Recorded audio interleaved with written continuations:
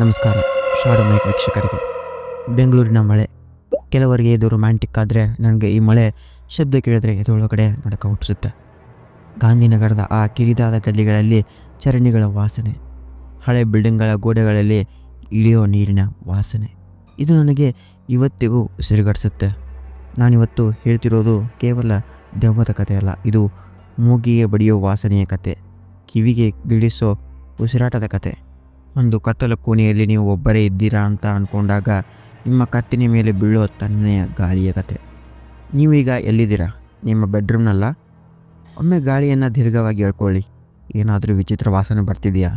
ಆ ಹಳೆ ಬಟ್ಟೆ ವಾಸನೆ, ಅಥವಾ ಒಂದೇ ಮಣ್ಣಿನ ವಾಸನೆ, ಅಥವಾ ಕೊಳೆತ ಮಾಂಸದ ವಾಸನೆ? ಬನ್ನಿ, ರೂಮ್ ನಂಬರ್ 302 ಬಾಗಿಲು ತೆಗೆಯೋಣ. ನಾನು ಶ್ರೀ ಸಾಯಿ PG ಮುಂದೆ ನಿಂತಿದ್ದೆ. ಆ ಬಿಲ್ಡಿಂಗ್ ನೋಡಿದ್ರೆ ಮೈ ಜುಮ್ ಅನಿಸುತ್ತೆ. ಅದರ ಗೋಡೆಗಳ ಬಣ್ಣ ಉದುರಿ ಹೋಗಿತ್ತು, ಜಾಗದಲ್ಲಿ ಪಾಚಿ ಬೆಳೆದಿತ್ತು. ಅದು ಬಿಲ್ಡಿಂಗ್ಗಳ ಥರ ಕಾಣ್ತಿರ್ಲಿಲ್ಲ, ಯಾವುದೋ ಸತ್ತು ಹೋದ ಪ್ರಾಣಿಯ ಚರ್ಮದ ಥರ ಕಾಣ್ತಿತ್ತು. ನಾನು ಗೇಟ್ ತೆಗೆದೆ. ತುಕ್ಕು ಹಿಡಿದ ಕಬ್ಬಿಣದ ಗೇಟ್ ಕಿಕ್ ಅಂತ ಶಬ್ದ ಮಾಡ್ತು. ಒಳಗಡೆ ಕಾಲಿದ ತಕ್ಷಣ ಒಂದು ವಿಚಿತ್ರವಾದ ವಾಸನೆ ನನ್ನ ಮೂಗಿಗೆ ಬಡಿತು. ಅದು ಅಲ್ಲಿನ ಅಡುಗೆ ಮನೆಯ ವಾಸನೆ. ಸಾಂಬಾರು ವಾಸನೆ ಜೊತೆಗೆ ಫಿನೈಲ್ ವಾಸನೆ ಮಿಕ್ಸ್ ಆಗಿತ್ತು. ಅದರ ಜೊತೆಗೆ ಯಾವುದೋ ಒದ್ದೆ ಬಟ್ಟೆ ಒಣಗದೇ ಇದ್ದರೆ ಬರುತ್ತಲ್ಲ ಸ್ಮೆಲ್, ಆ ರೀತಿಯ ವಾಸನೆಯಾಗಿತ್ತು. ನನಗೆ ವಾಕರಿಗೆ ಬಂದ ಹಾಗೆ ಆಯಿತು. ಓನರ್ ರೆಡಿ ಕೌಂಟ್ರಲ್ಲಿ ಕೂತಿದ್ದ. ಅವನ ಬಾಯಲ್ಲಿ ಗುಟ್ಕ, ಹಲ್ಲುಗಳು ಕಪ್ಪಾಗಿದ್ದು. ಅವನು ಕೀತ್ ಕೊಡ್ತಾ ಹೇಳ್ದ, room number 302, 3rd floor, last room ಅಂತ. ನಾನು ಮೆಟ್ಟಿಲನ್ನ ಹತ್ತೋಕ್ಕೆ ಶುರು ಮಾಡಿದೆ. ಮೆಟ್ಟಿಲುಗಳು ಕಿರಿದಾಗಿದ್ವು. ಕತ್ತಲು ಹಗಲು ಹೊತ್ತಾಗಲು ಲೈಟ್ ಹಾಕಬೇಕಿತ್ತು. ಗೋಡೆಗಳನ್ನು ಮುಟ್ಟಿದ್ರೆ ಕೈಗೆ ತೇವಾಂಶ ಅಂಟಿಕೊಳ್ತಿತ್ತು. ಗೋಡೆಗಳು ಅಳತಿದೆ ಅನ್ನೋ ಹಾಗೆ ನೀರು ಜಿನುಗ್ತಾ ಇತ್ತು. 3ನೇ ಮಹಡಿಗೆ ಬಂದೆ. ಅಲ್ಲಿ 4 ರೂಮ್ ಇತ್ತು. Room number 301, 302, 304, 305. ಆದರೆ ವಿಚಿತ್ರ ಅಂದರೆ ಅಷ್ಟು ದೊಡ್ಡ ಫ್ಲೋರ್ನಲ್ಲಿ ಪಿನ್ ಡ್ರಾಪ್ ಸೈಲೆನ್ಸ್ ಇತ್ತು. ಯಾವ TV ಶಬ್ದ ಇಲ್ಲ, ಯಾರೂ ಮಾತಾಡೋ ಶಬ್ದ ಇಲ್ಲ, ಕೇವಲ ಫ್ಯಾನ್ ತಿರುಗೋ ಶಬ್ದ, ಕಟ್ ಕಟ್ ಕಟ್ ಅಂತ. ರೂಮ್ ನಂಬರ್ 302 ಬಾಗಿಲು ಮುಟ್ಟಿದೆ. ಮರದ ಬಾಗಿಲು ತಣ್ಣಗಿತ್ತು. ಕೀ ಹಾಕಿ ತಿರುಗಿಸಿದೆ. ಲಾಕ್ ಓಪನ್ ಆಯಿತು. ಬಾಗಿಲು ತಳ್ಳಿದೆ. ಒಳಗಿಂದ ಬಂದ ಗಾಳಿ ಫ್ರಿಡ್ಜ್ ಓಪನ್ ಮಾಡಿದರೆ ಬರುತ್ತಲ್ಲ, ಆ ರೀತಿ ತಣ್ಣನೆ ಗಾಳಿಯಾಗಿತ್ತು. ರೂಮ್ ತುಂಬ ಚಿಕ್ಕದು. ನೆಲದ ಮೇಲೆ ಹಳೆ ಟೈಲ್ಸ್, ನಡೆದಾಡಿದ್ರೆ ಅಂಟಂಟಾಗಿತ್ತು. 2 ಕಬ್ಬಿಣದ ಮಂಚಗಳು. ಬಲಗಡೆ ಇರೋ ಮಂಚದ ಮೇಲೆ ನನ್ನ ರೂಮ್ ಮೇಲೆ ಮಲಗಿದೆ. ನನ್ನ ರೂಮ್ಮೇಟ್ ಮಲಗಿದ್ದ. ಅವನು ಹೊತ್ಕೊಂಡಿದ್ದ ಕಂಬಳಿ ಕಡುಕಂದು ಬಣ್ಣದಾಗಿತ್ತು. ಅದು ತುಂಬ ದಪ್ಪಗಾಗಿತ್ತು. ಹಳೆ ಕಾಲದ ಉಣ್ಣೆ ಕಂಬಳಿ ಇರುತ್ತಲ್ಲ, ಆ ರೀತಿಯ ಕಂಬಳ. ಅದರ ಮೇಲೆ ಧೂಳು ಕೂತಿತ್ತು. ಅವನು ಮಲಗಿದ ಭಂಗಿ ನೋಡಿದ್ರೆ ವಿಚಿತ್ರ ಅನ್ನಿಸ್ತಿತ್ತು. ಸಾಮಾನ್ಯವಾಗಿ ಮನುಷ್ಯರು ಮಲಗಿದ್ರೆ ಸ್ವಲ್ಪ ಅಲಗಾಡ್ತಾರೆ, ಉಸಿರಾಡುವಾಗ ಎದೆ ಕೆಳಗೆ ಮೇಲೆ ಆಗುತ್ತೆ. ಆದರೆ ಅವನು ಕಲ್ಲುಗಳ ಕೆತ್ತಿದ ಕೊಂಬೆಗಳ ರೀತಿ ಮಲಗಿದ್ದ. ನನ್ನ ಬ್ಯಾಗ್ ಇಟ್ಟು ಸ್ನಾನ ಮಾಡೋಕ್ಕೆ ಹೋದೆ. ಬಾತ್ರೂಮ್ನಲ್ಲಿ ಟ್ಯಾಪ್ ಲೀಕ್ ಆಗ್ತಿತ್ತು. ಟಪ್ ಟಪ್ ಟಪ್ ಅಂತ ಆ ಶಬ್ದ ಬಿಟ್ಟರೆ ಬೇರೆ ಏನೂ ಕೇಳ್ತಾ ಇರಲಿಲ್ಲ. ನಾನು ಸ್ನಾನ ಮುಗಿಸಿ ಬಂದೆ. ನನ್ನ ರೂಮ್ಮೇಟ್ ಹಾಗೆ ಮಲಗಿದ್ದ. ನಾನು ನನ್ನ ಬೆಡ್ಶೀಟ್ ಹಾಸಿ ಮಲಗಿದೆ. ನನ್ನ ಬೆಡ್ನಿಂದ ಕೆಲವು 2 ಅಡ್ಡಿಗಳ ದೂರದಲ್ಲಿ ಇತ್ತು. ಅವನ ಮೈಯಿಂದ ಒಂದು ಸ್ಮೈಲ್ ಬರ್ತಿತ್ತು. ನೀವು ಯಾವಾಗಾದರೂ ಹಾಸ್ಪಿಟಲ್ಗೆ ಹೋಗಿದ್ದೀರಾ?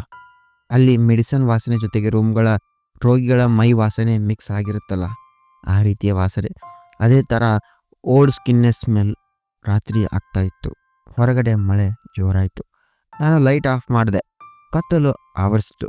ನನ್ನ ಕಣ್ಣು ಮುಚ್ಚಿದ್ರೆ ಸುಮಾರು ಅರ್ಧ ಗಂಟೆ ಕಳೆದಿರಬಹುದು. ನನ್ನ ರೂಮ್ನಲ್ಲಿ ಒಂದು ಶಬ್ದ ಶುರುವಾಯಿತು. ಅದು ಗೊರಕೆ ಹೊಡೆಯೋ ಶಬ್ದ ಅಲ್ಲ, ಅದು ಗಂಟಲಲ್ಲಿ ನೀರು ಸಿಕ್ಕಾಕೊಂಡ್ರೆ ಬರುತ್ತಲ್ಲ ಶಬ್ದ, ಆ ಶಬ್ದ. ಪ್ರತಿ ಉಸಿರು ಎಳೆದುಕೊಂಡಾಗಲೂ ಶ್ವಾಸಕೋಶದಲ್ಲಿ ನೀರು ಕುದಿಯೋ ಹಾಗೆ ಶಬ್ದ ಬರ್ತಿತ್ತು. ನಾನು ಕಣ್ಣು ಬಿಟ್ಟು ಕತ್ತಲಲ್ಲಿ ನೋಡಿದೆ. ಅವನ ಕೊಂಬಳಿ ಅಲಗಾಡ್ತಿತ್ತು, ಆದರೆ ಶಬ್ದ ಬರಲ್ಲ. ಬ್ರದರ್ ಹುಷಾರಿಲ್ವಾ ಅಂತ ಪಿಸು ಮಾತನ್ನ ಕೇಳಿದೆ. ಉತ್ತರ ಬರಲಿಲ್ಲ. ಆ ಶಬ್ದ ಮಾತ್ರ ಜಾಸ್ತಿ ಆಗಿತ್ತು. ಅದು ಅಷ್ಟು ಹತ್ತಿರ ಕೇಳ್ತಿತ್ತು ಅಂದರೆ ಅವನ ಬಾಯಿ ನನ್ನ ಕಿವಿಯ ಪಕ್ಕದಲ್ಲೇ ಇದೆಯಾ ಅನ್ನೋ ಹಾಗಿತ್ತು. ನಾನು ದಿಂಬು ತಗೊಂಡು ಕಿವಿ ಮುಚ್ಕೊಂಡು ಮಲಗಿದೆ. ಆದರೆ ಆ ರಾತ್ರಿ ಪೂರ್ತಿ ಆ ಒದ್ದೆ ಉಸಿರಾಟ ನನ್ನ ಬೆನ್ನ ಹಿಂದೆಯೇ ಇದ್ದ ಹಾಗೆ ಅನ್ನಿಸ್ತಿತ್ತು. 3ನೇ ದಿನ ರೂಮ್ನ ವಾತಾವರಣ ಬದಲಾಗೋಕ್ಕೆ ಶುರುವಾಯಿತು.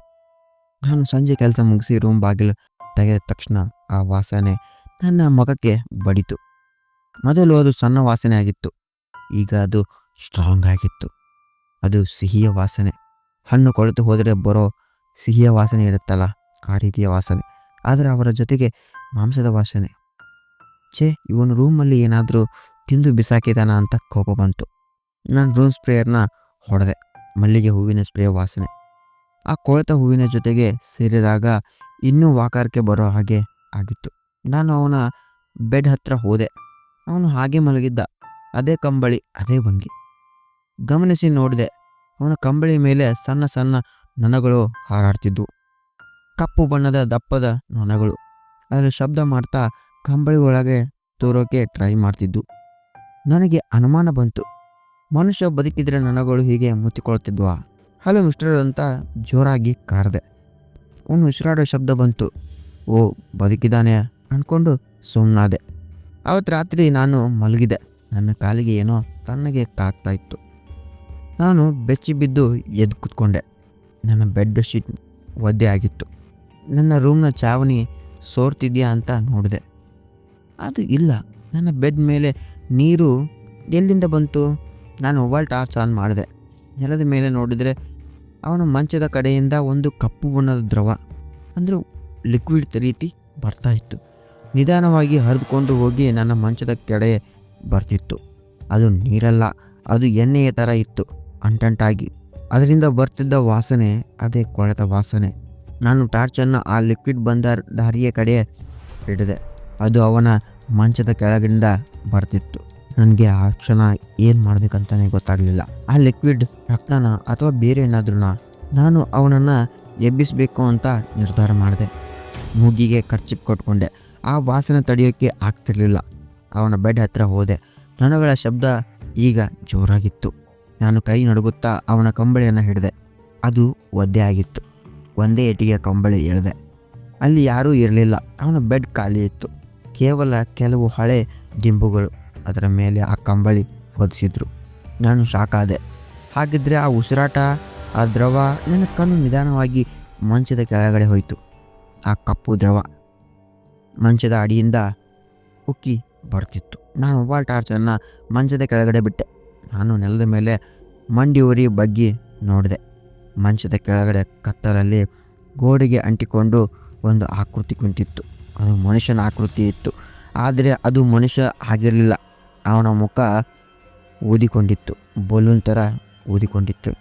ಅವನ ಚರ್ಮ ಹಸಿರು ಬಣ್ಣಕ್ಕೆ ತಿರುಗಿತ್ತು. ಅವನ ಕಣ್ಣುಗಳು ಬಿಳಿ ಬಣ್ಣಕ್ಕೆ ತಿರುಗಿದ್ದವು. ಗುಡ್ಡೆಗಳು ಆಚೆ ಬಂದಿದ್ದವು.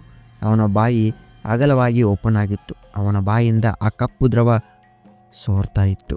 ಅವನ ಗಂಟಲಲ್ಲಿ ಚಲನೆ ಕಾಣ್ತಿತ್ತು. ಅವನ ಗಂಟಲಲ್ಲಿ ಹುಳುಗಳು ಓಡಾಡ್ತಿದ್ವು. ಆ ಹುಳುಗಳೇ ಆ ಶಬ್ದ ಮಾಡ್ತಿದ್ವು ಅಂತ ಕಾಣಿಸುತ್ತೆ. ಸಡನ್ನಾಗಿ ಅವನ ಆ ಬಿಳಿ ಕಣ್ಣುಗಳು ತಿರುಗಿ ನನ್ನ ಕಡೆ ನೋಡಿದ್ವು. ಅವನ ಊದಿಕೊಂಡ ಕೈ ನೆಲದ ಮೇಲೆ ಸವೆತಾ ನನ್ನ ಕಡೆ ಬಂತು. ನೆಲದ ಮೇಲೆ ಉಂಗುರುಗಳು ಕೀಚುವ ಶಬ್ದ ಕೇಳ್ತಾ ಇತ್ತು.